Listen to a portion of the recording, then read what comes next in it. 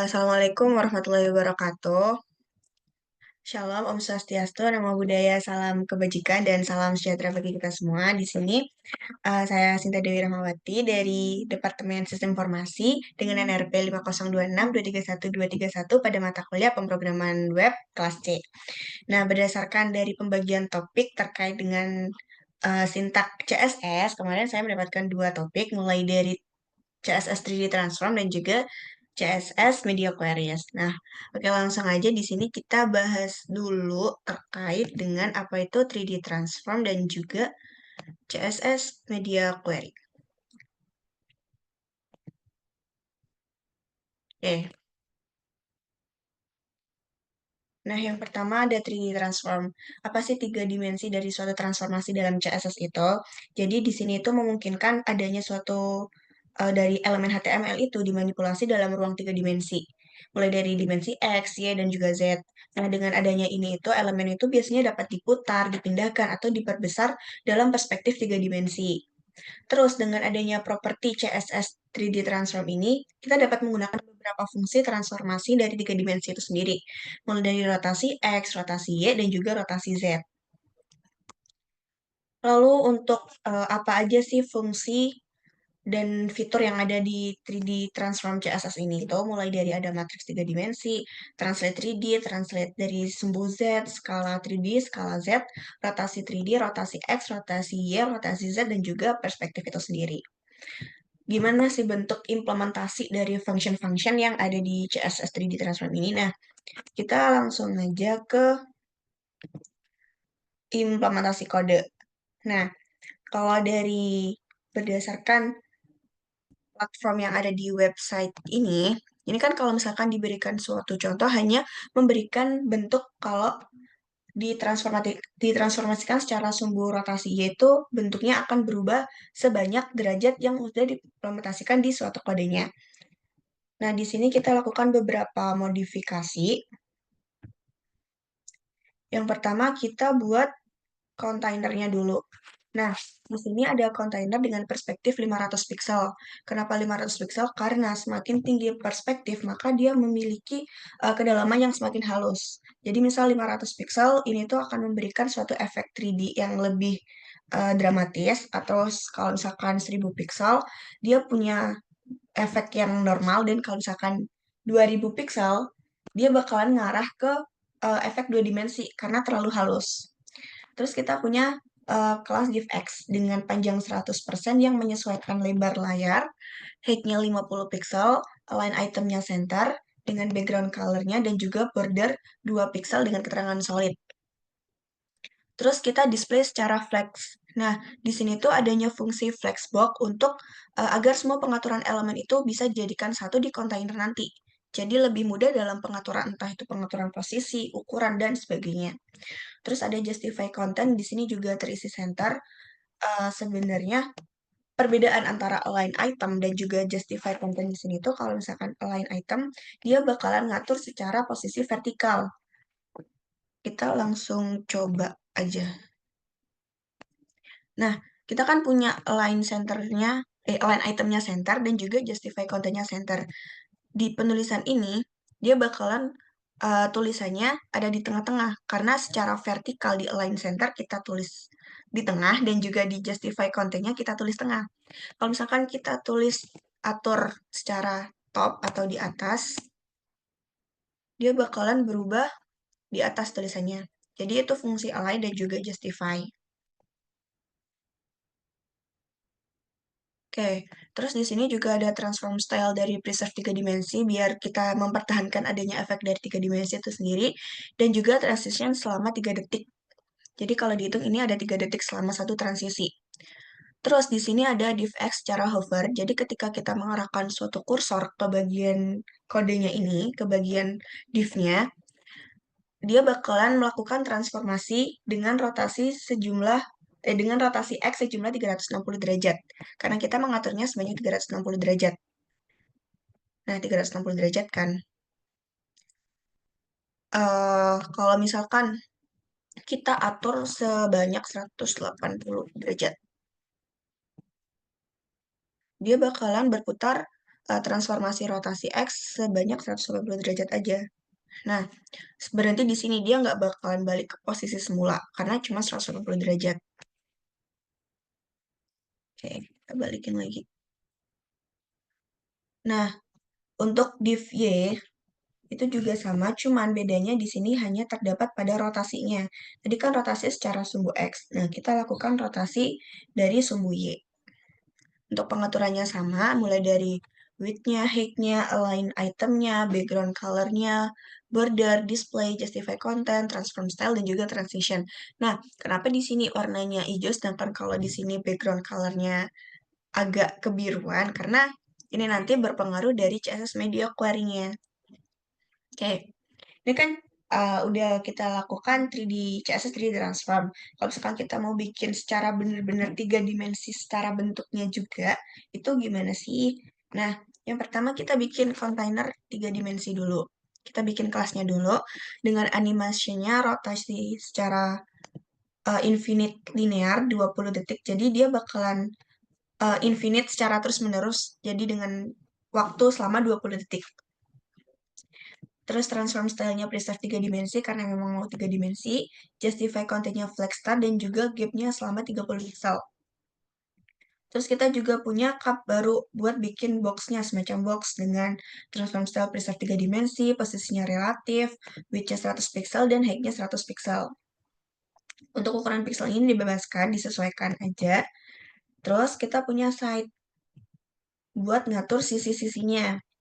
Posisinya absolute, width-nya 100 pixel dan height-nya 100 pixel karena memang menyesuaikan dari ukuran cup-nya. Terus box sizing-nya ada border box, overflow-nya hidden. Ini tuh jadi kalau misalkan kita punya konten yang ukurannya lebih besar dari ukuran cup-nya, dia bakalan disembunyikan. Jadi dia bakalan menyesuaikan dari ukuran cup-nya. Terus background size-nya diatur secara cover. Jadi kalau misalkan uh, kita tuh mau mengatur elemen-elemen, jadi dia bakalan langsung teratur tanpa mengubah apapun. Terus punya background posisinya juga secara center. Jadi dia bakalan diletakkan di tengah. Kalau misalkan kita masukin gambar kayak gini, dia bakalan langsung diletakin di tengah. Border radiusnya sebanyak 10 pixel. Nah, border radius ini tuh ngatur pojok-pojokan dari sisi kubus atau sisi side-nya. Kalau misalkan kita tulis 0 pixel, dia bakalan berubah jadi kotak. Karena menyesuaikan itu tadi. 10 pixel dan 0 pixelnya tergantung dari border radiusnya. Oke, karena kubus kan punya sisi ya, ada 6 sisi, ada dari front, back, right, left, top, dan juga bottom. Di sini aturannya sebenarnya sama, kita tinggal bikin bentuk sisi-sisi dari kubus-kubusnya. Yang pertama adalah front size. Nah, di sini front size kita atur background color-nya, dibebasin aja. Kita pakai yang warna ini, terus transformasinya secara translate Z sebanyak 50 pixel. Nah, kenapa di sini translate Z? Karena translate Z kan ngatur depan belakang. Jadi kalau translate X dia bakalan ngatur secara posisinya itu kanan kiri, kalau Y atas bawah dan juga kalau Z itu depan belakang. Kita punya front size berarti kan depan kan? Depan berarti kita pakai translate Z sebanyak 50 pixel. Terus back size translate Z minus 50 karena biar punya dua sisi yang berlawanan. Udah, kita udah punya depan dan kita udah punya sisi yang belakang. Terus kita bikin sisi di bagian kanan dengan transformnya translate X. Translate X kan berarti dia bakalan bergeser ke kanan dan kita lakukan rotasi secara sumbu Y sebanyak 90 derajat. Gunanya rotasi di sini biar kubus yang kita ciptain itu bisa membentuk kubusnya itu. Jadi kalau cuman translate doang, kita cuma punya sisi-sisinya aja gitu. Terus sisi kirinya kita translate X sebanyak minus 50 pixel dan rotasi Y-nya sebanyak minus 90 derajat. Karena memang di sisi kiri berarti kan arahnya itu berlawanan dari sisi kanan. Terus sisi atas kita translatekan Y karena memang fungsinya itu atas bawah dan dirotasi sebanyak 90 derajat dari sumbu X. untuk sisi bawahnya sendiri ditranslasikan dari sumbu Y sebanyak 50 piksel dan rotasi dari sumbu X dengan minus 90 derajat.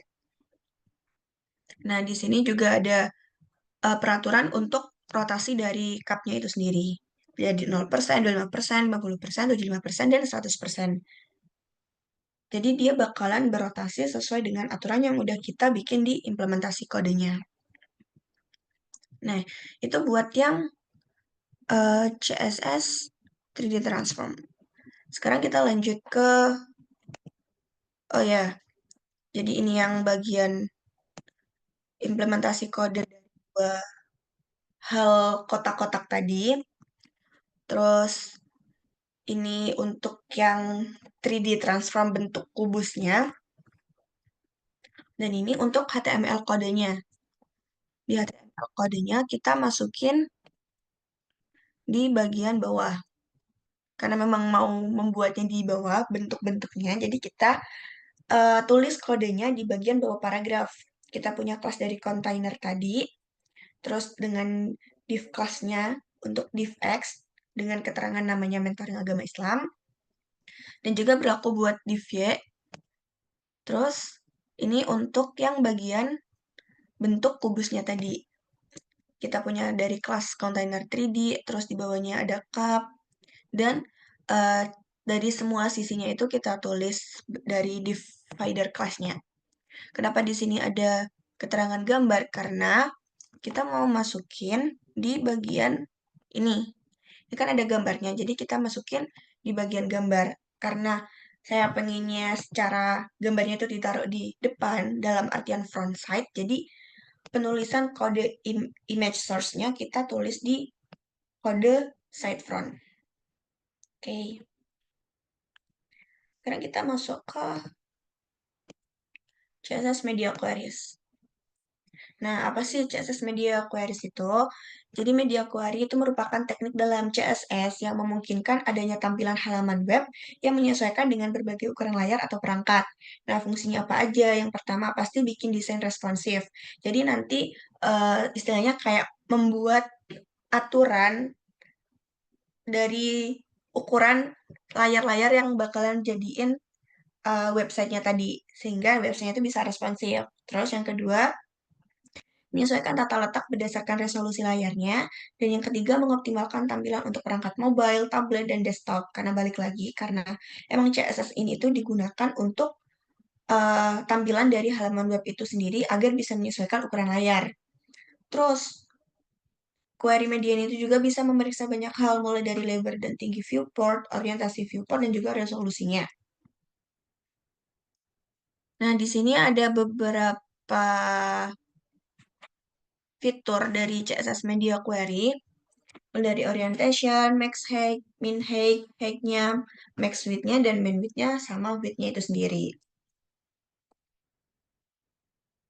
Oke, kita bakalan langsung ke implementasi kodenya.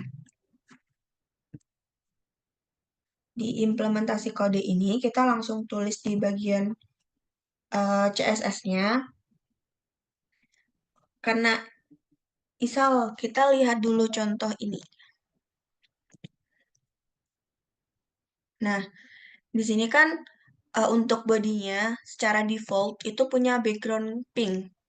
Tapi ketika kita sudah melakukan CSS Media Query dengan dimana minimize dari panjangnya itu sebanyak 480 piksel, body background color-nya itu dia bakalan berubah jadi light green.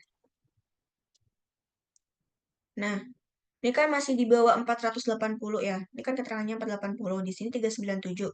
Dia masih berwarna pink. Karena menyesuaikan dari default-nya. Kalau misalkan udah lebih dari 480, misal 48. Nah, 483, dia background color-nya bakalan berubah jadi warna hijau. Karena di sini kita udah melakukan peraturan dari CSS Media Query. Itu buat halaman background color secara keseluruhan badinya. Kalau misalkan kita mau ngatur, kan kita tadi ada box-box ya. Ada box-box dua ini. Kalau kita mau ngatur dua hal ini gimana? Nah, itu kita lakukan modifikasi. Pertama kita bikin aturan dari div x div y-nya dulu dengan paddingnya 20 pixel. Padding itu buat menyesuaikan jarak kolomnya, jarak sel dalam suatu kolom dengan colornya white. Kenapa colornya white? Ini tuh buat teksnya. Kalau misalkan kita ganti black,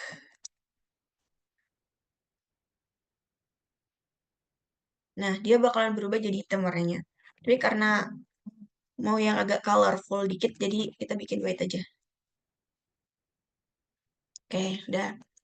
Nah, untuk ukuran dari extra small device, medium device ini bisa dilihat dari weight school-nya di bagian ini. Nah, di sini kan ada beberapa contohnya. Kalau misalkan extra small device kayak HP, dia punya resolusi 600 pixel ke bawah. Kalau small device kayak portrait tablet atau HP yang agak gedean, punya ukuran 600 pixel ke atas. Medium device, large device, extra device, dan sebagainya itu. Itu kita sesuaiin aja. Nah, di sini kita masukin aturan yang udah kita buat sebelumnya, div x dan div y-nya. Di sini ada ukurannya sesuai sama yang udah dicontohin di Waitress tadi. Kita lakukan peraturan di sini. Kita atur untuk CSS media query-nya.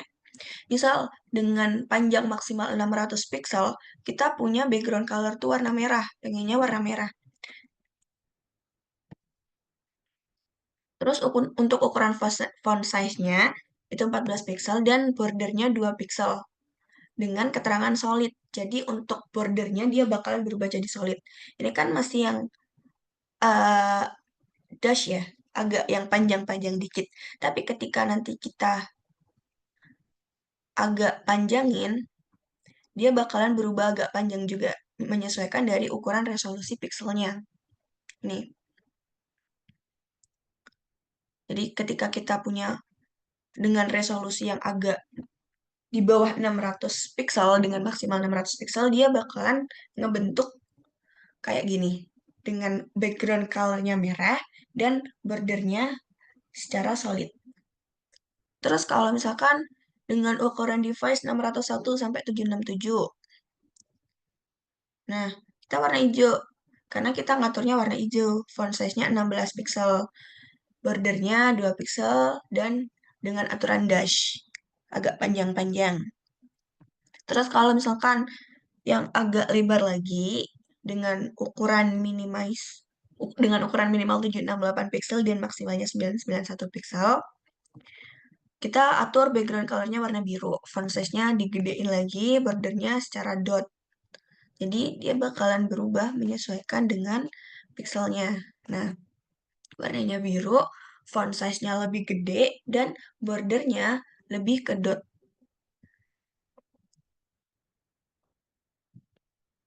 Nah, dan ini kalau udah beneran gede banget, dia bakalan warna pink. Oke, mungkin uh, cukup sekian untuk penjelasan dari CSS 3D Transform dan juga CSS Media Queries. Saya Sinta Dewi Rahmawati. Mohon maaf yang sebesarnya. Wassalamualaikum warahmatullahi wabarakatuh.